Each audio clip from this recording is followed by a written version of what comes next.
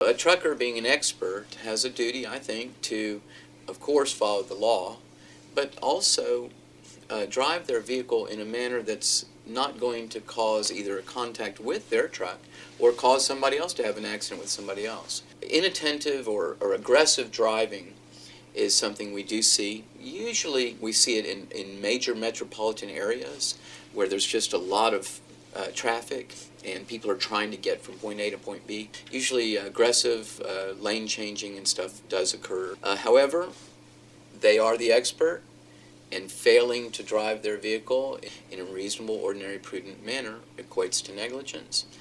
Since they are in the course and scope of employment, if they are negligent, then their employer is also responsible.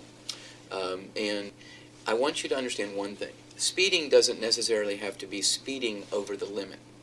If the speed limit, for instance, is 60 miles per hour, but it's raining cats and dogs, if that trucker is doing 60 miles per hour, he's not speeding under the speed limit, but he's going too fast for under the circumstances. And that can be a ground of negligence. In some moments, because of the weather conditions or the road conditions, let's say it's a work zone or something like that, you have to slow down. You can't do the speed limit.